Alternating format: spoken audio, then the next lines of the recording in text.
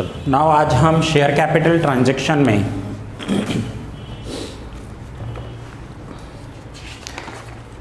First question करेंगे। सो एक format बनाओ जर्नल एंट्री का।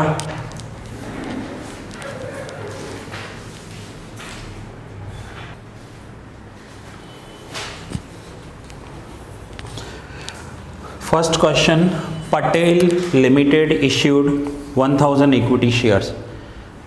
ये आपके बुक में फर्स्ट हो सकता है या फिर क्वेश्चन नंबर 5 होगा। कुछ बुक्स में ये फर्स्ट क्वेश्चन में है और कुछ में ये क्वेश्चन नंबर 5 है। अलग अलग एडिशन है तो नंबर्स अलग अलग हैं।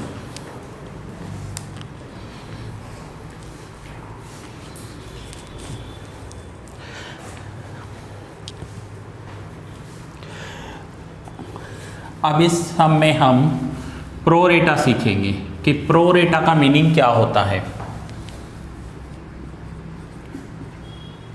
प्रो रेटा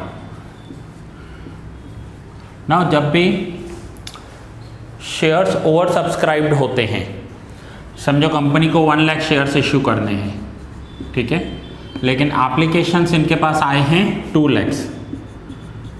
अब ज़्यादा एप्लीकेशंस आए हैं तो क्या करना होगा, 1 लाख को तो शेयर्स अलॉट करेंगे लेकिन बाकी 1 लाख को तो रिजेक्ट करने पड़ेंगे। है ही 1 लाख शेयर्स इश्यू करने के लिए और 2 लाख का एप्लीकेशन आ गया तो अब यहाँ पर अगर कंपनी रिजेक्ट करती है ना तो शेयर होल्डर्स थोड़े से नाराज़ होते हैं कि हमने अप्लाई किया, हमें शेयर्स ही नहीं मिले। तो कंपनी क्या कर देती है, प्रो रेटा में अलॉटमेंट करती है।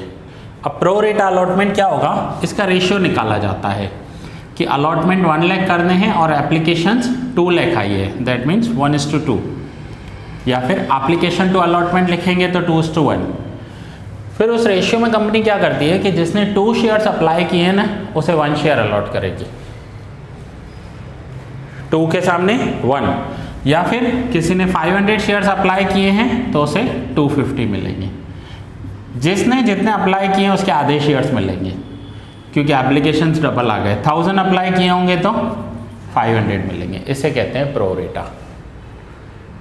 यानी कोई नाराज नहीं होगा, कहने का मतलब सबको खुश कर दिया कंपनी ने शेयर्स देके। लेकिन क्या किया कि जितना उन्होंने अप्लाई किया था उतना नहीं दिया, आधा दिया, बट दिया। कुछ शेयर्स क्या होते हैं, मार्केट में आते ही ऑन द फर्स्ट डे उनके प्राइस डबल हो जाते हैं। प्राइस डबल हो जाता है मीन्स कंपनी ने 300 रुपये में शेयर दिया है, पहले दिन जब NSE पर लिस्टिंग होता है ना उसका सीधा 600 पे खुलता है। सो जिन्होंने भी अप्लाई किए होंगे उनके पैसे डबल हो जाते हैं, बम्पर लिस्टिंग होती है। एंड कई बार ऐसा भी होता है कि जिस रेट में इश्यू किए थे उससे कम रेट पर मार्केट ओपन होता है। सो प्रो रेटा का मतलब होगा कि कंपनी सबको शेयर्स देगी बट एक रेशियो में देगी। और हाँ, ये रेशियो सिर्फ मैंने आपको एक्सप्लेन करने के लिए बताया कि 1 लाख 2 लाख, ये और कोई रेशियो भी हो सकता है। हो सकता है कि 5 लाख अलॉटमेंट हो और सामने 7 लाख का एप्लीकेशन आया हो। एनी हाउ, ये प्रो रेटा तब होता है जब ओवर सब्सक्रिप्शन होता है। ओवर सब्सक्रिप्शन मीन्स जितने शेयर्स इश्यू करने हैं उससे ज़्यादा की एप्लीकेशंस आई हैं तो प्रो रेटा के अकॉर्डिंग अलॉटमेंट होती। इतना क्लियर हो गया। अब प्रो रेटा में हमारी कैलकुलेशन में क्या चेंजेस होंगे हम उसे समझेंगे। So question first, Patel limited issued 1000 equity shares of ₹10 at a premium of ₹2 per share payable as under. Application ₹3, allotment ₹5। सो ₹5 में ₹2 प्रीमियम है तो 3 कैपिटल होगा और 2 प्रीमियम। ये मैं कैपिटल लिख रहा हूं और यहां पर प्रीमियम लिख रहा हूं।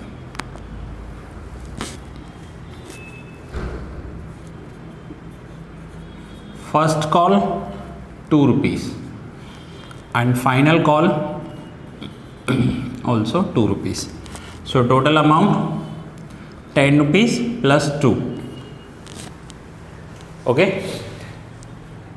अब यहाँ पर प्रो रेटा में कैलकुलेशन में क्या चेंज होता है तो ध्यान से समझना। पहले हमारे पास एप्लीकेशन मनी आएगा, जिनको शेयर्स दिए उनको शेयर्स मिलेंगे, बाकी को एप्लीकेशन मनी रिफंड करना होता है। अब प्रो रेटा करती है ना कंपनी, तो प्रो रेटा में क्या करेगी, पहले एप्लीकेशन मनी दे दी, समझो एक्सेस एप्लीकेशन मनी, जो एक्स्ट्रा पैसा होंगे वो रिफंड कर दे। फिर कंपनी को अलॉटमेंट के तो पैसे लेने ही हैं, अलॉटमेंट के लेने हैं, तो कंपनी क्या करती है, एक एग्जांपल के साथ समझना। समझो यहाँ पर किसी ने 2 शेयर्स अप्लाई किए और उसे 1 कंपनी ने दिया, तो 1 के पैसे तो कंपनी के हो गए, बाकी 1 के रिफंड करने चाहिए, 1 के रिफंड करने चाहिए। सो कंपनी क्या कर रही है, रिफंड नहीं कर रही है, कंपनी बोल रही है आपको अलॉटमेंट देना है ना, आप उसमें से उतना पैसा कम कर देना, आप उसमें से उतना पैसा कम कर देना। पर शेयर 3 रुपीज़ दिया है, यानी 2 शेयर्स अप्लाई किए थे, तो 6 रुपीज़ एप्लीकेशन में भेजे होंगे। अब 2 शेयर्स अप्लाई किए थे बट मिला तो 1 ही, तो कंपनी 1 शेयर का पैसा रखे, 1 का रिफंड करे। अब रिफंड करने के लिए चेक बनाए या सामने वाले के अकाउंट में ट्रांसफ़र करे, और फिर 1 महीने के बाद उनके पास मैसेज जाएगा अब आप अलॉटमेंट का पैसा भेजो। सो समझो आप शेयर होल्डर हो, आपने शेयर्स अप्लाई किए, तो कंपनी में आपको एक मैसेज करे कि ठीक है हम आपको पहले 1 शेयर का पैसा वापस कर रहे हैं और 1 महीने के बाद फिर से वापस मंगवा रहे हैं। तो ये प्रोसेस हटाने के लिए कंपनी क्या कर देगी, ये जो 3 रुपीज़ है ना, नेक्स्ट इंस्टॉलमेंट में डिडक्ट करके लेगी। क्लियर हुआ? तो उतना अलॉटमेंट का मनी जब रिसीव्ड होगा तो उतना कम रिसीव्ड होगा, क्योंकि वो ऑलरेडी एप्लीकेशन के टाइम पर ज़्यादा रिसीव्ड हो चुका है। ठीक है, चलो नाउ देखते हैं। Applications were received for 1600 shares from which 100 applications were refused. Now 1600 shares की एप्लीकेशंस आई हैं, तो मैं यहाँ पर लिख रहा हूँ एप्लीकेशन और यहाँ पर लिख रहा हूँ अलॉटमेंट। अब टोटल एप्लीकेशन 1600 की आई है, इस 1600 में से 100 एप्लीकेशंस रिजेक्ट कर दिए, रिफ्यूज कर दिए, रिजेक्ट 100। सो ये 100 रिजेक्ट हो गए, इनको 0 अलॉटमेंट हुआ होगा, 1 भी शेयर अलॉट नहीं हुआ है। अब आप बोलोगे सर प्रो रेटा अलॉटमेंट है तो रिजेक्ट क्यों किए कंपनी ने? कई बार कोई क्या करता है शेयर होल्डर कि उसे एप्लीकेशन फॉर्म में पैन कार्ड नंबर लिखना चाहिए, वो लिखना भूल गया, एप्लीकेशंस पूरे फिल नहीं होते हैं, सो उस कंडीशन में उनके शेयर्स रिजेक्ट हो जाते हैं। या एप्लीकेशन में नेम लिखा होगा और पैन कार्ड का जो कॉपी रखा है उसमें नेम में स्पेलिंग में आगे पीछे, तो उनके एप्लीकेशंस रिजेक्ट हो जाते हैं। अब कंपनी ने रिसीव्ड किए 1600 एप्लीकेशंस और कंपनी को अलॉट करने हैं 1000। ठीक है, सो 1600 में से 100 रिजेक्ट हो गए, सो बचे कितने? 1500, और सामने अलॉटमेंट कितना है? अभी तो 1000 का ही करना है।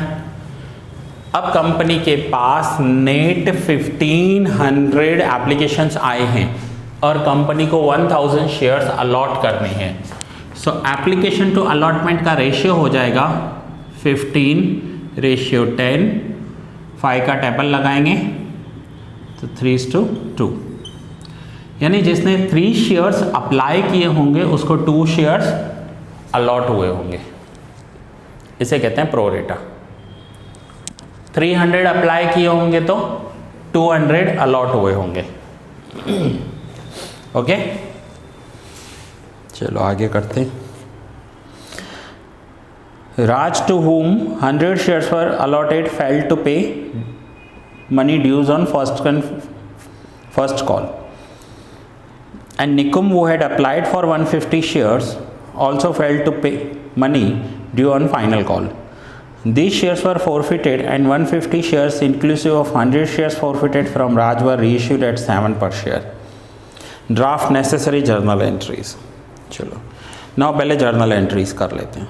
तो जर्नल एंट्री में first entry, so first entry क्या सीखी थी हमने लास्ट लेक्चर में? कौन सी होती है फर्स्ट एंट्री?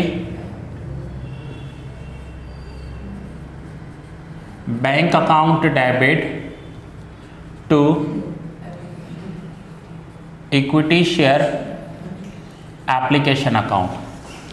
एप्लीकेशंस आई हैं 1600 शेयर्स की और एप्लीकेशन मनी कितना है? 3 रुपीज़। सो 1600 इंटू 3 4800 रुपीज़ एप्लीकेशन में मिला होगा। एप्लीकेशन तो पूरे का आएगा, फिर जब रिजेक्ट करेंगे ना तब वहाँ पर एडजस्ट करेंगे। अभी तो कंपनी के पास एप्लीकेशंस आ रही हैं और एप्लीकेशंस ऑनलाइन आती हैं, उसे रोक भी नहीं सकते। सो सामने वाला क्या करेगा, एप्लीकेशन फॉर्म फिल करेगा और कंपनी के अकाउंट में पैसे भेज देगा। So that is called application money. ठीक है, तो चलो फर्स्ट एंट्री करो, bank account debit to equity share application. और आज के इस लेक्चर में हम नरेशन मैं नहीं लिखवाऊंगा आपको, आप जगह छोड़ते जाओ, या फिर आपको ये याद रखना है कि एग्जाम में आपको नरेशन लिखना है।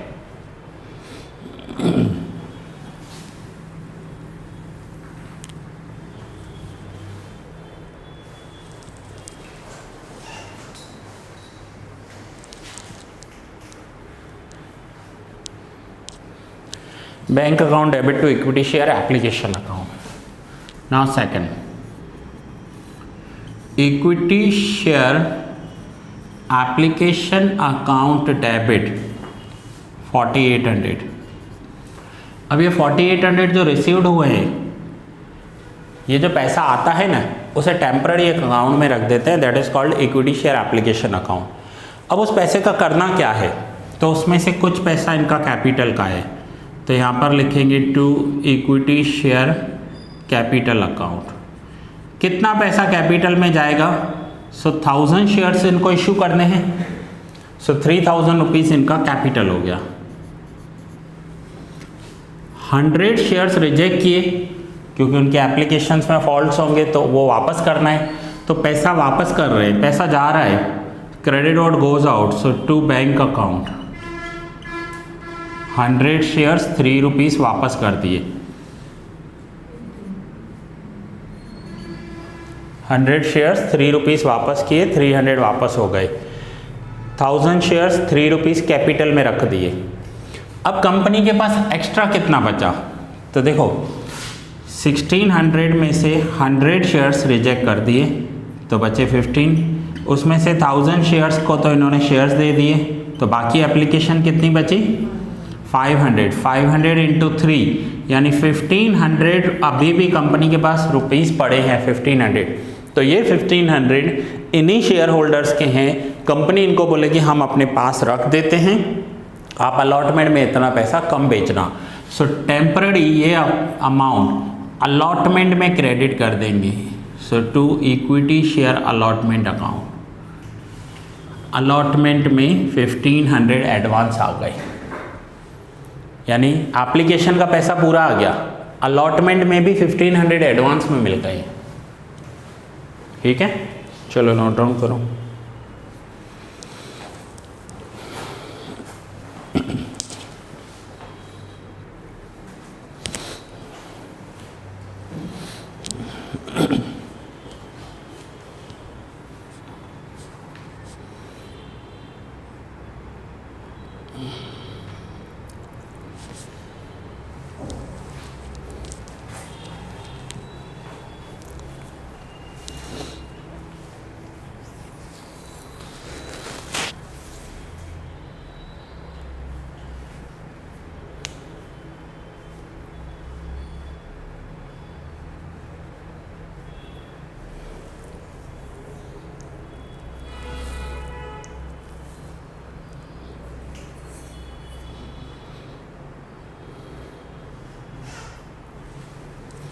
चलो अब एक और एग्जांपल के साथ प्रोरेटा को थोड़ा क्लियर करते हैं।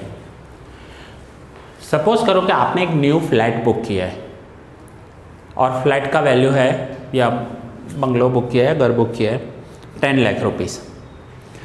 बिल्डर आपको बोल रहा है कि इसे बनाने में मुझे 10 मंथ्स लग जाएंगे।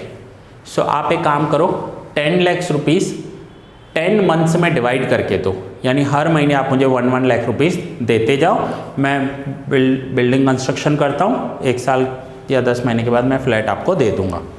ठीक है, इंस्टॉलमेंट पेमेंट करना है हर महीने। अब आप गए उसके पास 3 लाख रुपए लेकर और आपने कहा हमारे 3 फ्लैट बुक कर दो। आप आज गए 3 लाख रुपीज़ देकर आए। अब 3 लाख रुपीज़ देकर आए, लेकिन दूसरे दिन वो आपको कॉल कर रहा है कि मेरे पास 3 फ्लैट नहीं है, मेरे पास 2 फ्लैट ही बचे हैं, मैं आपको 2 ही दे पाऊंगा। तो आप जब गए थे आपने तो 3 लाख दे दिए, 3 फ्लैट बुक किए, लेकिन सामने वाले के पास 2 है तो 2 ही देगा। सामने वाले को क्या करना चाहिए? 1 लाख रुपये रिफंड कर देना चाहिए आपको। क्लियर है कंसेप्ट? अब 1 लाख रुपये रिफंड करे, फिर से 1 महीने के बाद आप लोगों को जाना ही है, क्योंकि 2 फ्लैट तो आपको मिले हैं। सो उन फ्लैट पर फ्लैट 1 लाख रुपीज़ तो हर महीने आपको जमा करने जाना ही पड़ेगा उसके पास।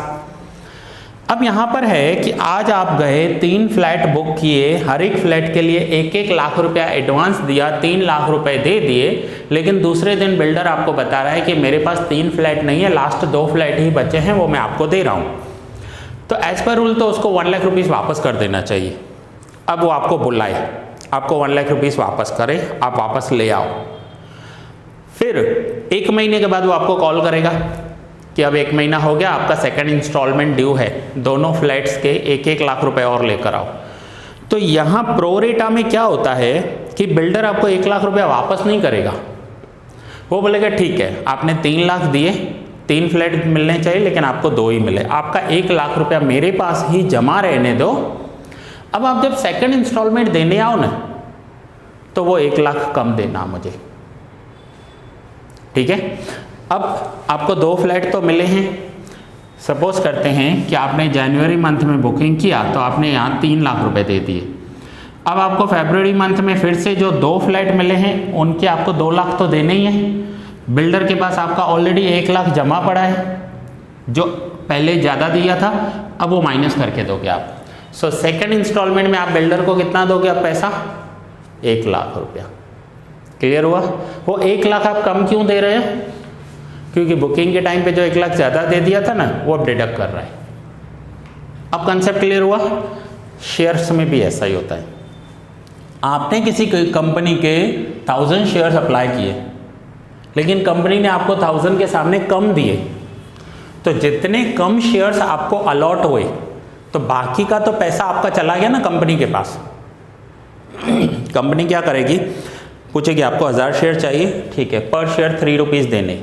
तो आपने एक एप्लीकेशन फॉर्म फिल किया, उसमें 1000 शेयर्स लिखे, पर शेयर 3 रुपीज़, 3000 का चेक बनाया और कंपनी को दे दिया।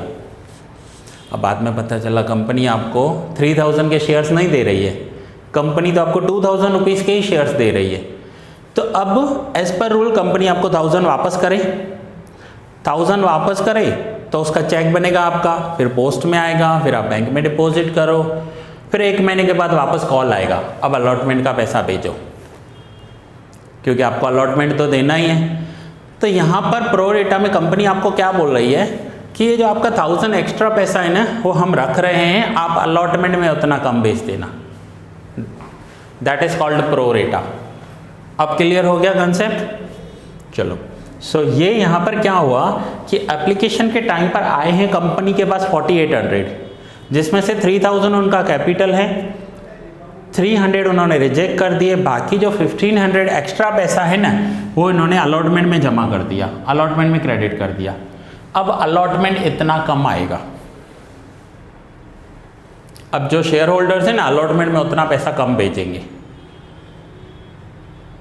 अब हुआ क्लियर? चलो, दोनों एंट्रीज हो गई, नाउ थर्ड करेंगे।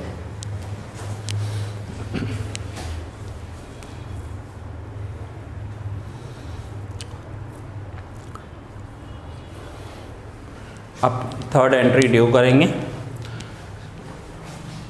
सो थर्ड में आपको पता है कि कैपिटल वाले पॉइंट पहले होती है। So share allotment account debit to equity लिखना, equity share allotment account debit to equity share capital account to security premium account. अगर प्रीमियम है तो क्रेडिट करेंगे और डिस्काउंट है तो डेबिट करेंगे। अब टोटल 1000 शेयर्स हैं, 5 रुपीज़ का अलॉटमेंट है, सो 5000। इसमें से कैपिटल में है 3 रुपीज़, सो 1000 इंटू 3, 3000 जाएंगे कैपिटल में एंड 1000 इंटू 2, 2000 जाएंगे प्रीमियम में।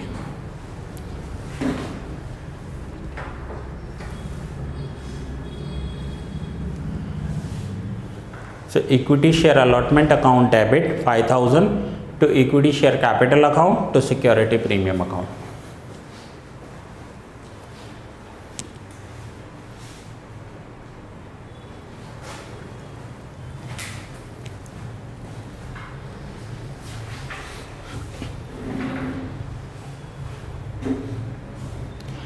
नाउ ये ड्यू एंट्री है, अब रिसीव्ड होगा तो रिसीव्ड के लिए एंट्री करोगे बैंक अकाउंट डेबिट टू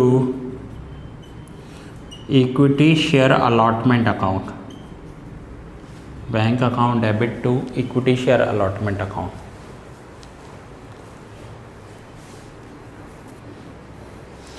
अब देखो मिलना कितना चाहिए था 5000, लेकिन ऑलरेडी एडवांस कितना मिल चुका था 1500, तो अब बाकी के 3500, बाकी के 3500 रुपीज़। तो अलॉटमेंट को हमने 3500 यहाँ क्रेडिट किया और 1500 ऊपर क्रेडिट किया। सो टोटल अलॉटमेंट देखो 5000 क्रेडिट हो गया, यहाँ पर अलॉटमेंट डेबिट किया है 5000, ये रहा, ठीक है, जिसमें से 1500 ऊपर क्रेडिट हो गया एंड 3500 यहाँ पर क्रेडिट हुआ।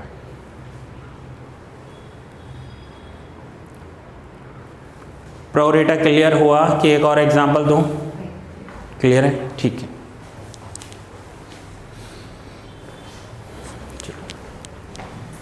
नाउ फर्स्ट कॉल करेंगे। सो फर्स्ट कॉल ड्यू करना है पहले। So equity share first call account debit to equity share capital account.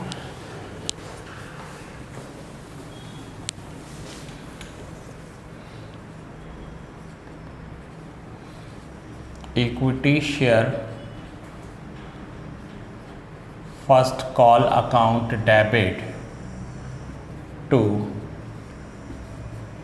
Equity share capital account. कितना है फर्स्ट कॉल? देखो ये रहा 2 रुपीज़, यहाँ पर लिख दिया है ना, तो क्वेश्चन पढ़ने की ज़रूरत नहीं पड़ेगी। फर्स्ट कॉल 2 रुपीज़ है, सो 1000 इंटू 2 तो 2000। Equity share first call account debit to equity share capital account.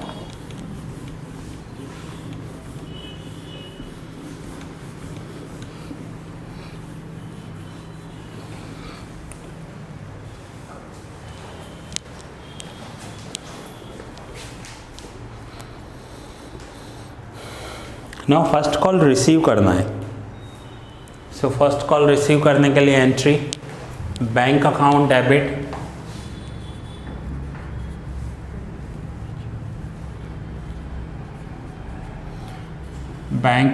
Debit to equity share first call account.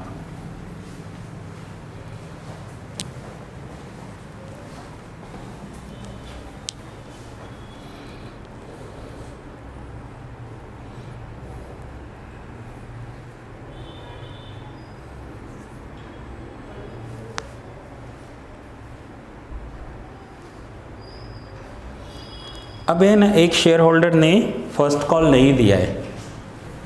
देखो किसने नहीं दिया है।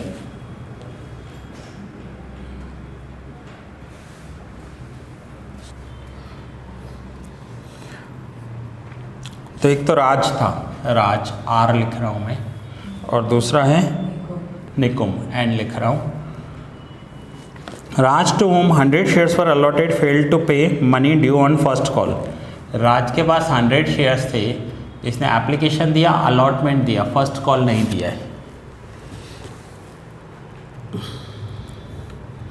And Nikum who had applied for 150 shares also failed to pay money due on final call. अब निकुम के पास, जिसके पास 150 shares थे, 150 applied थे, उसने एप्लीकेशन दिया, अलॉटमेंट दिया, फर्स्ट कॉल दिया है, फाइनल कॉल नहीं दिया। अब अगर राज ने फर्स्ट नहीं दिया होगा ना, तो फाइनल भी नहीं देगा वो, क्योंकि फर्स्ट ही नहीं दिया है, फाइनल दे ना दे उसके शेयर्स फॉरफिट होने वाले ही है, तो एक्स्ट्रा पैसा तो नहीं देगा। सो यहाँ पर हम फर्स्ट कॉल कर रहे हैं, तो फर्स्ट कॉल में किसने हमें नहीं दिया? राज ने। कितने शेयर्स पर? 100 शेयर्स पर फर्स्ट कॉल नहीं मिला। सो 1000 में से 100 पर नहीं मिला तो 900 पर मिला होगा, तो 1800 रुपीज़ हमें मिले होंगे। 1800 रुपीज़ फर्स्ट कॉल रिसीव हुआ होगा।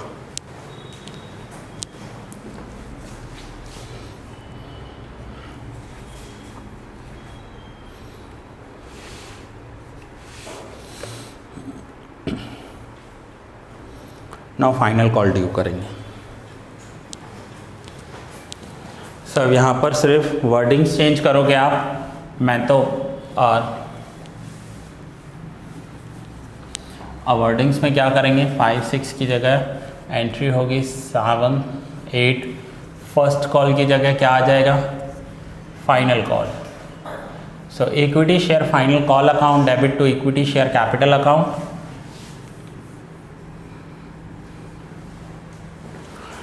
Equity share final call account debit to equity share capital account 2000।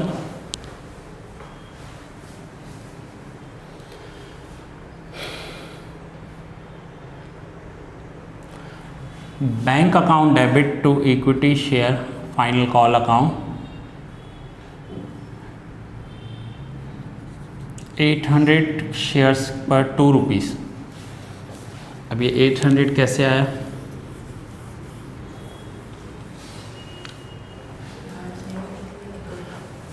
राज ने 100 शेयर्स पर नहीं दिया, निकुम ने भी 100 शेयर्स पर नहीं दिया।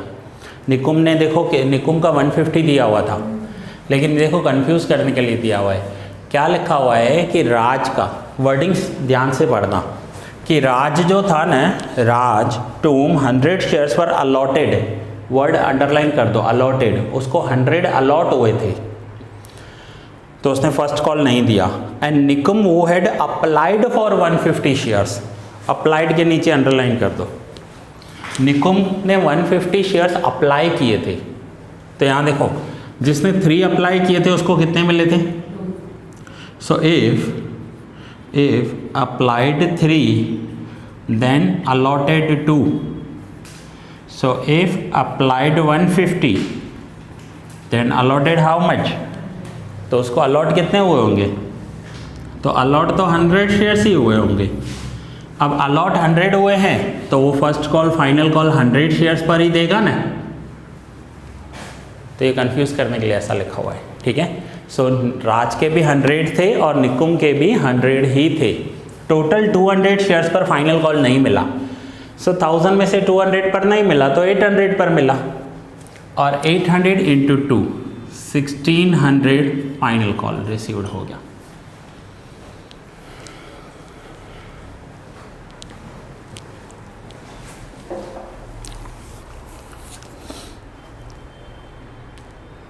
क्लियर? अब आगे शेयर्स फॉरफिट करने हैं। फॉरफिट की 3 एंट्रीज होती हैं, forfeit, reissue and capital reserve में ट्रांसफ़र करना होता है। तो फॉरफिट की एंट्री करेंगे।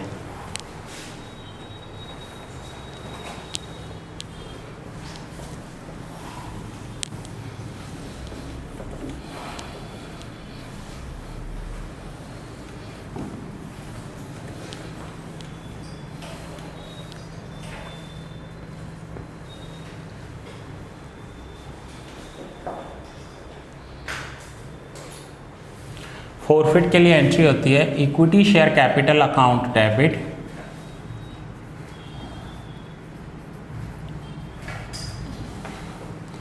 $200 शेयर्स फॉरफिट करने हैं 10 रुपीज़ के, that means 2000 equity share capital account debit to paid calls to unpaid calls. तो अनपेड कॉल्स में क्या क्या पे नहीं किया था? First call and final call. So to equity share first call account, first call किसने pay नहीं किया था? राज ने कितना पे नहीं किया था?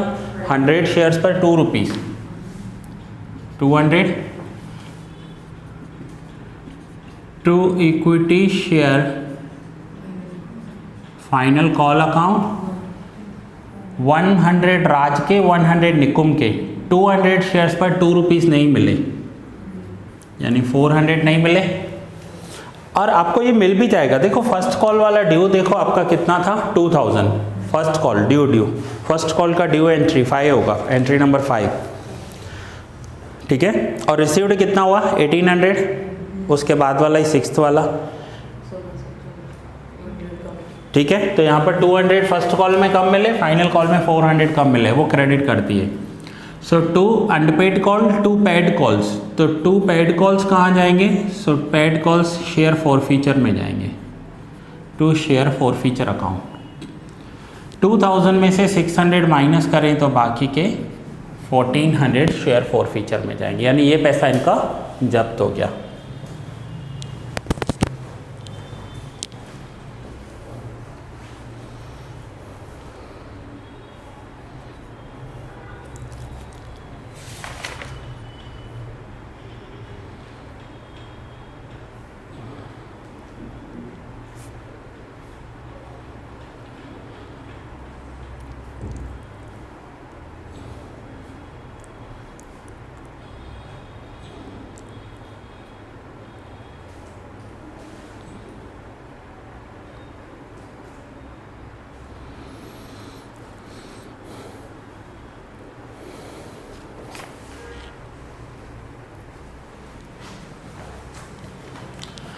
अब ना फॉरफिट 200 शेयर्स की है, बट रीइश्यू कितने किए वो देखो। तो रीइश्यू 150 शेयर्स किए, उसमें देखो 150 शेयर्स रीइश्यू किए हैं, यानी 200 फॉरफिट कर लिए, लेकिन जो रीइश्यू वाला कस्टमर आया, इनके पास शेयर होल्डर आया, उसे 150 शेयर्स ही चाहिए थे।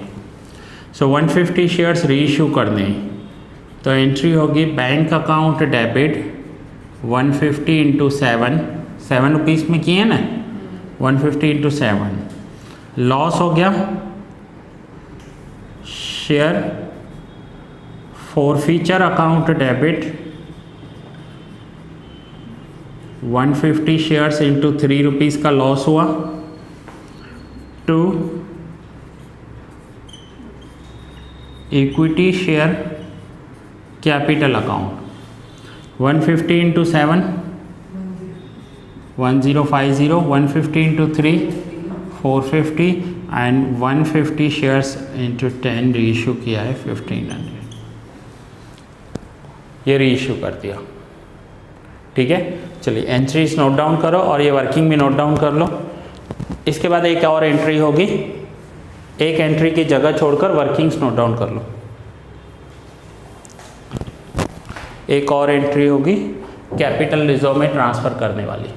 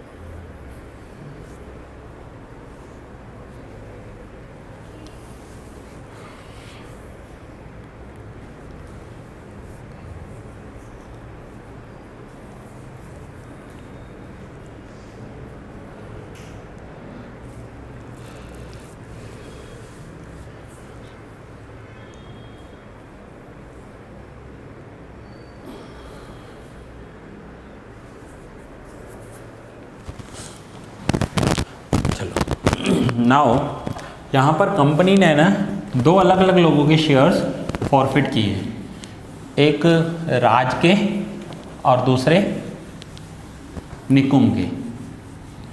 ओके, नाउ राज के शेयर्स में से प्रॉफिट कितना हुआ है कंपनी को? राज, तो राज के कितने शेयर्स थे? 100 शेयर्स, ठीक है। और राज ने क्या क्या पे किया था? सो एप्लीकेशन और अलॉटमेंट पे की थी, 3 + 3 6 रुपीज़ पे किए थे। सो 6 रुपीज़, प्रीमियम नहीं लेंगे उसमें। सो 100 शेयर्स इंटू 6, तो राज के शेयर्स पर कंपनी को प्रॉफिट कितना हुआ? 600। अब निकुम के शेयर्स देख लेते हैं, तो निकुम के कितने शेयर्स थे? तो उसके भी 100 शेयर्स थे। निकुम ने क्या पे किया था? सो application, allotment and first call, ये तीनों पे किए थे, ये तीनों। तो निकुम ने टोटल कितना अमाउंट पे किया है? 8 रुपीज़। सो 100 शेयर्स इंटू 8, 800 प्रॉफिट हुआ। सो 800 + 600, 1400 इनको प्रॉफिट हुआ था। लेकिन ये 1400 प्रॉफिट इनको टोटल 200 शेयर्स पर हुआ है, लेकिन इस 200 में से इन्होंने रीइश्यू कितने किए? 150। तो हमें 150 का लॉस देखना पड़ेगा। इन्होंने जब रीइश्यू किया, देखो लॉस कितना आया है? 450 रुपीज़ का लॉस आया है। एंट्री में देखो 450 डेबिट किए हैं हमने, 450 डेबिट किए, लॉस हुआ है। लेकिन ये लॉस कितने पर है? 150 पर है। तो हम ऐसा करेंगे, देखो राज के 100 शेयर्स, 100 शेयर्स पर प्रॉफिट कितना हुआ है रुपीज़ में? 600। तो राज के तो समझो 100 शेयर्स लिखा हुआ है उसमें कि राज के 100 शेयर्स ही इन्होंने रीइश्यू किए, तो राज का प्रॉफिट हो जाएगा टोटल 600। राज के प्रॉफिट में से टोटल 600 रुपीज़ हुआ।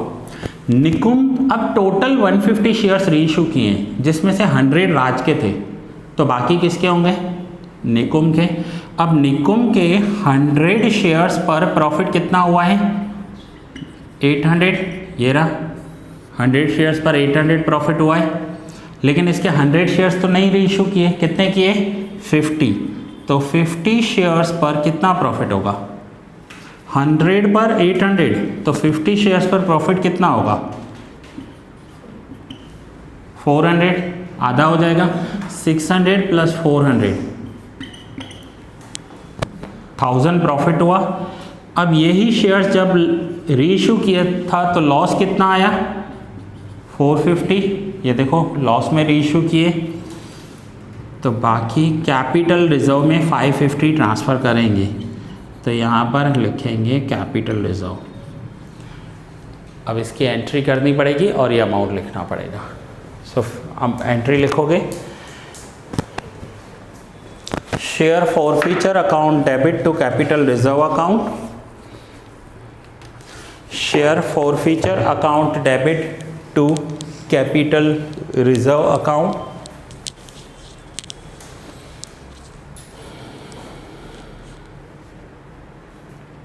अमाउंट लिखोगे 550। और ये अमाउंट 550 कैसे है? ये उसके पूरे वर्किंग्स हैं। जितने शेयर्स उन्होंने रीइश्यू किए हैं उतनों का ही लॉस कैलकुलेट करेंगे। तो ये था प्रोरेटा। थोड़ा सा ट्रिकी है क्वेश्चन और प्रैक्टिस चाहिए इसे करने के लिए, कंसेप्ट क्लियर होना चाहिए प्रोरेटा का। चलिए नेक्स्ट लेक्चर में कंटिन्यू करते हैं।